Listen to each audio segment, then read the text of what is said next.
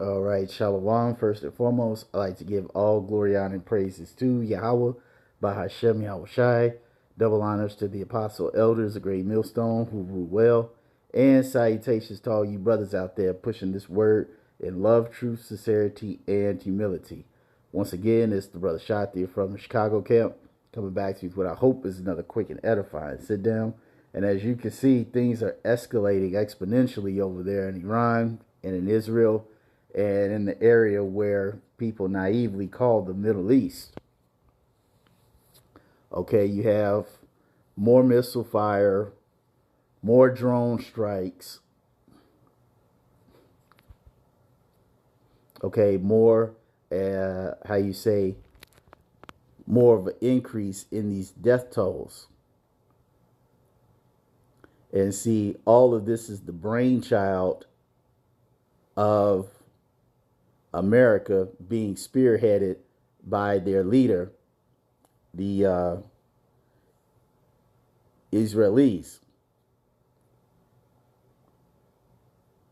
because their mentality is to completely take over the world. And see, Iran is the last chess piece on the board that needs to be taken out of the way. And see, that was prophesied by the Bible when it said that how the least of the flock shall draw them out. Jeremiah 49:20. Therefore, hear the counsel of Yahweh that he hath taken against Edom, who is the so-called white man, the wild man, and his purpose that he hath purposed against the inhabitants of Teman. Surely the least of the flock shall draw them out. Surely he shall make their habitations desolate with them. Okay, and the least of the flock is the head tribe Amalek, who the small hatters come from. Okay, they are the brainchild behind all the geopolitical moves that America makes. They're the mind, and America is the muscle. Okay, and in order to get this, however you want to call it, New World Order, Great Reset, however you choose to call it, okay, they have to get Iran out of the way. And with this recent attack that was done to them, okay, it's causing a huge uproar, not only in the so-called Middle East, but all over the world. Okay, this is a move that is drawn out all the nations.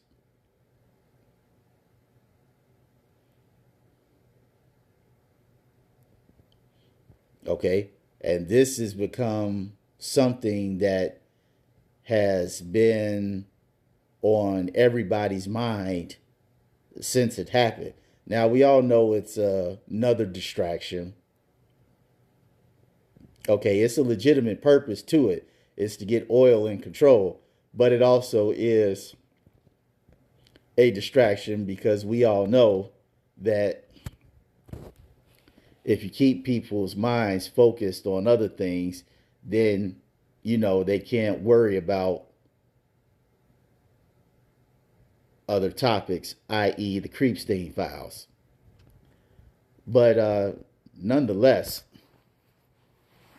this is drawing many nations into a battle that they do not want to be in. Because this war, everybody knows, is not going to benefit anybody.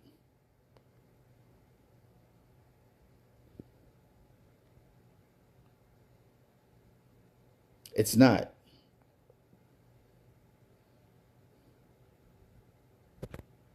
Okay, so many of these Western world countries have enjoyed so many years of peace and tranquility undisturbed that for them to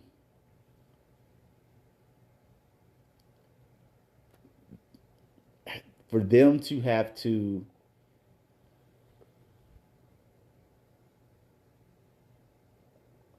say within themselves that there is the possibility that there will be a World War III in their lifetime and that they will have to fight for it is extremely unsettling.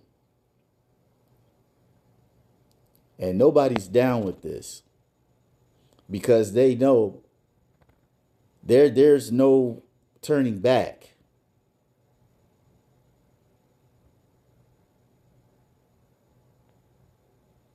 Like everybody knows there can't be any more peace, even though they were talking about a peace and ceasefire. All right, everybody knows that there can't be peace anymore. And even the scripture talks about that, where it says, when they shall say peace and safety, then sudden destruction will come upon them. 1 Thessalonians 5. I'm going to start at the top. It says, but of the times and the seasons, brethren, ye have no need that I write unto you. For yourselves know perfectly that the day of Yahweh so cometh as a thief in the night, meaning unsuspectedly. It says, for when they shall say peace and safety, yeah, we're going to have a ceasefire, or we're just going to hit Iran and they'll just roll over and not do anything. No, that ain't happening. For when they shall say peace and safety, then sudden destruction cometh upon them as travail upon a woman with child, and they shall not escape. See, it's no more peace anymore. It's all war. All war. As what's it said in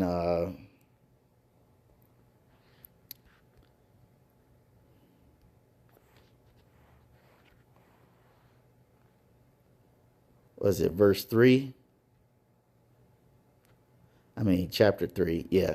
Ecclesiastes chapter 3. And I'm going to just get straight to the point.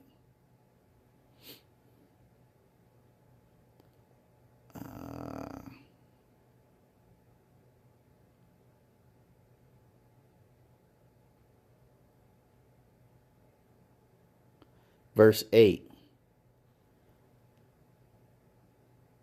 Actually, I'm going to do 3 and then go to 8. Ecclesiastes 3 and 3.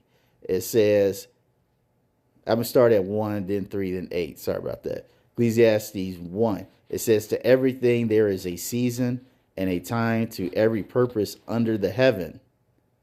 It says, a time to kill and a time to heal, a time to break down and a time to build up. Right now, it is the time to kill. It is the time for judgment. Great judgment. Okay? It's the time of breaking down the Edomite supremacist stronghold that has been destroying the world ever since bad Uncle Esau got into control after the time of the Dark Ages. Okay? It says in verse 8, a time to love and a time to hate, a time of war and a time of peace. And now we are in the time of war. The Great World War, World War III, the war to end all wars. We are in that time right now. And there's nothing that can be done to stop it.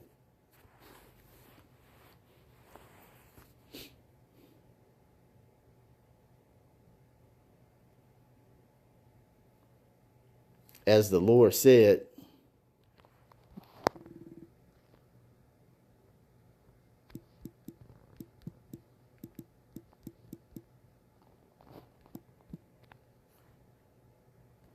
Isaiah 55 and 11. It says, so shall my word be that go forth out of my mouth.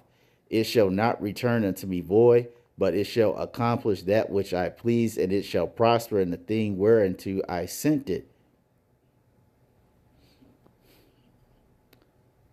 And that word is being that World War III must happen.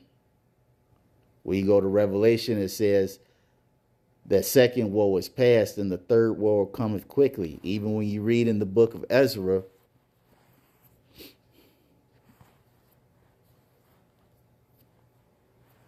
was it second Ezra 15?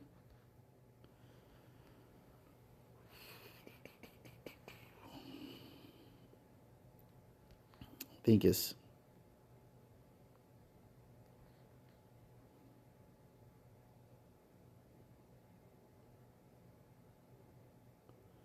second Ezra 15 and 28. It says, behold, a horrible vision, and the appearance thereof from the east, where the nations of the dragons of Arabia shall come out with many chariots, and a multitude of them shall be carried as the wind upon earth, that all they which hear them may fear and tremble. Also the Carmenians, which is in what we call modern day Iran or Iran, raging in wrath, shall go forth as the wild boars of the wood, and with great power shall they come and join battle with them, and shall waste a portion of the land of the Assyrians. So this was prophesied to happen. Okay? The Lord gave this devil the power through his sword, as spoken of in Revelation chapter 6 and 4. You know what? Let me just get that. Revelation 6 and 4. And it says, and there went out another horse that was red, and power was given to him that sat thereon to take peace from the earth, and that they should kill one another. That time to kill. And there was given unto him a great sword. And with this great sword, he was able to take peace from the earth.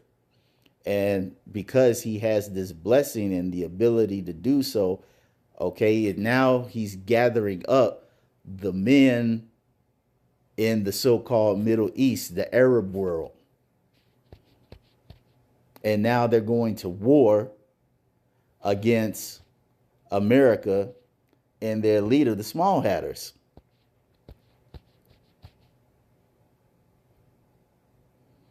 And as I said before, nothing good is going to happen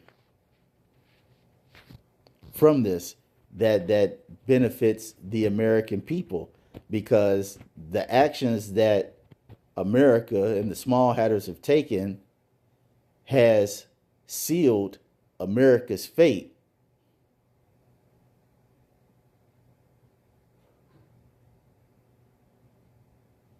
It has sealed America's fate to the point where now nuclear destruction is inevitable.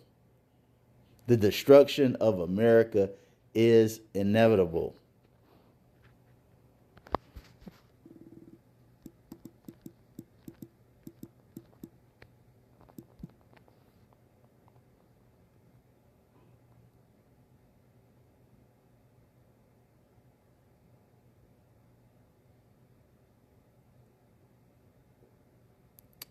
Yeah.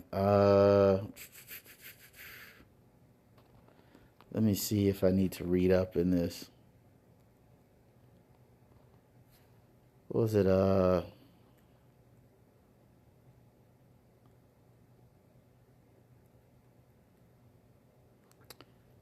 What was it? That Sea of Glass?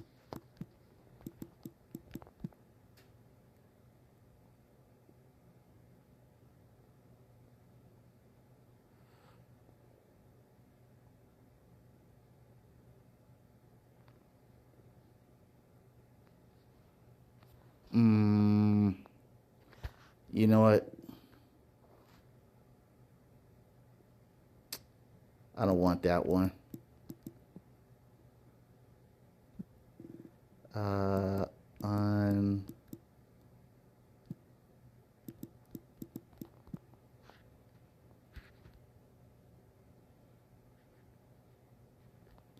Revelation 18 and 1. And after these things, I saw another angel come down from heaven, having great power, and the earth was lightened with his glory. And he cried mightily with a strong voice, saying, Babylon the great is fallen, is fallen. And we know Babylon is America. It is Edom. Because when you go to, what was that, Jeremiah 49th chapter, even when you read in the Jeremiah the 50th chapter, it says the same thing, but it says Babylon, okay?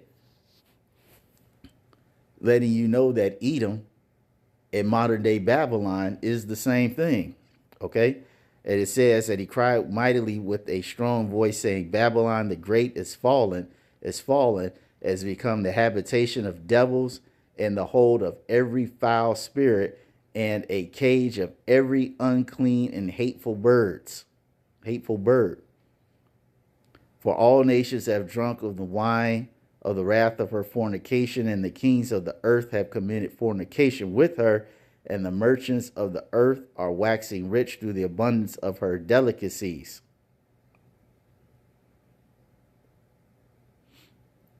As we continue to read in verse, I'm going to skip to verse 5, it says, For her sins have reached into heaven, and God hath remembered her iniquities. Reward her even as she rewarded you, and double unto her double according to her works. In the cup which she hath filled to her double. It says, how much she hath glorified herself and lived deliciously. So much torment and sorrow give her. For she saith in herself, I sit as a queen and am no widow, and shall see no sorrow. Therefore shall her plagues come in one day, death and mourning and famine, and she shall be utterly burnt with fire. For strong is Yahweh Ba'ashem Yahushai, who judgeth her. It says, and the kings of the earth who have committed fornication and lived deliciously with her shall bewail her and lament for her when they shall see the smoke of her burning, standing afar off for the fear of her torment, saying, Alas, alas, that great city Babylon, that mighty city, for in 1 hour is thy judgment come. That is the future that America has prepared for itself with these unrighteous and unscrupulous acts of violence. And people are starting to realize that America is cooked, pun intended, and that there is no good outcome for this. Okay, the only people who are going to benefit from this outcome are the elect of Yahweh Ba'ashem Yahushai. Because quite frankly, we're waiting for this. We've been waiting for this day to come for a very long time. And now it has finally arrived, and you can see how quickly things are escalating. We don't have a lot of time left. We really don't. So you brothers and sisters out there, hey, hold fast. We almost out of here. So that's all I wanted to say on this. Hope you all were edified. To the next time, we're going to say Shalom.